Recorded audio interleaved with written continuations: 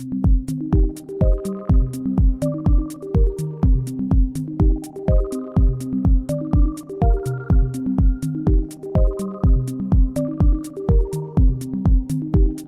to another episode of the Art of Cannabis events put on by the Cannabis Wedding Expo. I'm your host, Philip, and we have one of my favorite people in the world, not just because she's amazing, but she's also one of my business partners with the Cannabis Wedding Expo, Miss Beck Coop. Yeah. It's so good to have you on set today. Oh, yeah. This is always awesome. So Beck does the Cannabis Wedding Expo, but she also started Irie Weddings and Events, and I'll let you give your own little introduction.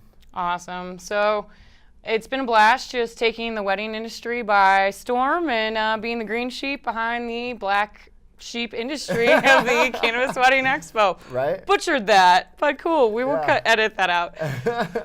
All right, we'll rephrase and start. So just look at it again and redo it. Irie Weddings and Events and the Cannabis Wedding Expo have been a passion of mine just to help break stigma and teach people about the fun ways and classy ways to incorporate cannabis into your wedding day. There's many different multitudes of ways to do it, and you can do it tastefully, discreetly, within moderation, and the joke is don't piss off grandma. Yeah. Well, speaking about grandma, how do you approach grandma if you are, you made the decision to incorporate cannabis into your wedding, and it's not a normalized thing. It will be soon enough, but it's not yet. So how do you approach grandma? Grandma. And let her know that cannabis is going to be on site. Absolutely. So speaking to them about it in advance is always going to be key. You always want to let them know that it's going to be there, and depending on the different levels of comfort, there's many different ways you can incorporate cannabis, whether it's in a party favor bag and it's kept really discreet and only special guests get those, or you can be loud and proud and have a bud bar. But even if we don't want to upset grandma by the smell or the smoke, there's different ways that you can have a party bus parked outside of a venue, or have an outdoor tent set up that's designated as a fun smoking lounge with soft seating. Many different ways so that it's not in everybody's face or they're smelling the cloud or seeing the cloud. Different ways to keep it nice and chill for all parties involved. Yeah, and I think that's just the openness and the education about it is the number one thing, right? Absolutely. I mean, educating the public about why it's legal, how it's legal, teaching them about education on the strain selection, the moderation, the dosing of what they might be enjoying or partaking in, and just teaching them about different consumption methods because there's so many different ways, and people overdo it all the time at weddings on alcohol, and we don't want that to be the case with cannabis. So if we can coach them up in the right way, we can teach them how to safely and classily hold their own while they're enjoying cannabis and even alcohol at the same time. So I remember whenever I went to my parents and told them I was going to be in the cannabis industry in 2009, and to have that conversation, I was so nervous about it. But ultimately, like we just discussed, just educating them first and then being open to it just made me feel a lot better.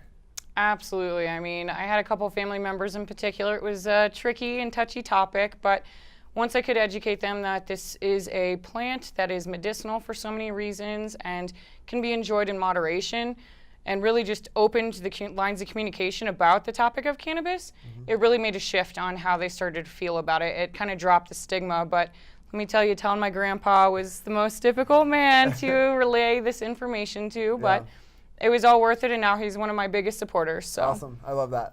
And same with my family, my parents, they were open to it, and they really support what I do. And I think that anyone who wants to incorporate plant, because they're doing it for the right reasons, I think they'll, any family members will approve of that ultimately. Definitely. And, and we've seen it in weddings where the parents might not be as supportive, but they want to still help with the wedding. So they'll pay for everything else at the wedding, yet the couple gets to pay for their cannabis portion of their wedding. And you know what? That's a win-win for everybody. So how many cannabis weddings have you done now? Oh my, around 25 to 30 at this point. Yeah, and it's grown each and every summer, right? Definitely, it's taken off. It's growing exponentially. It's been a lot of fun to see the progression. Will Irie have its biggest summer this summer? It sure will. Awesome, I love to hear that. So what are some of the new trends that you guys are looking at? Because obviously this industry is growing so much. What are some of the new trends that you're eyeing for 2017? Big one for sure is the Unity Bowl. So rather than doing a Unity candle, it's a two-spouted bong or bowl, and it's nice because, two flames coming together on one bowl, and both of them get to smoke for their first toke. Yeah. And that's a big deal.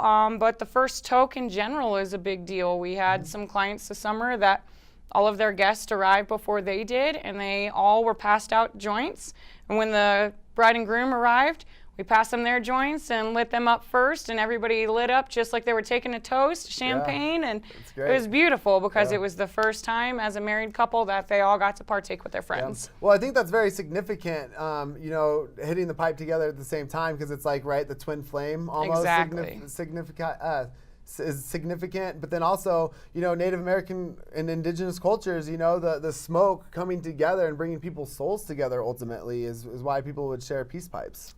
And, you know, and that's the beauty of it, is there are so many new traditions that are coming out of it, which is the beauty of this industry and where things are progressing, because every day there's a new thing. I mean, just like how you can keep part of your wedding cake, well, you realistically could keep some of your wedding nug if you have the restraint to not smoke it later on. But, you know, save it for your anniversary if you could. That's a beautiful thing. Or even on your honeymoon, you know, and we call them the nuptial nugs. And, you know, there's just so many ways to have some fun puns and enjoy your cannabis. Yeah, and we know that there's, you know, you can be as extravagant with cannabis and partake in it, like you're just talking about handing a joint to everyone within your wedding party, but you can also do stuff very subtly by just, you know, bringing in a hair and makeup artist that doesn't mind if you smoke a joint in front of them before your big day, and I believe you've had a photographer walk out of an event before.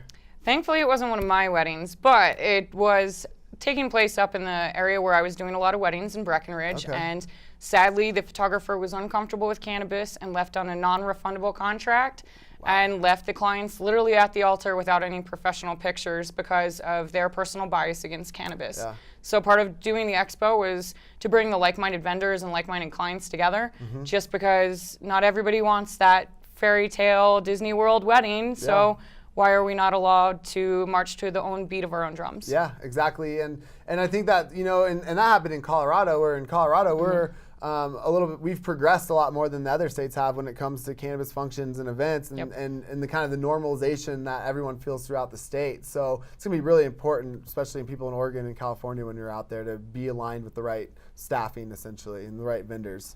Exactly, and a lot of it does come down to the venues and the venue policy. So venue selection is massive on what ways you want to incorporate cannabis, what their policies are, so that you make sure everybody's okay. But, you know, there's also many ways that don't have the THC or the CBD.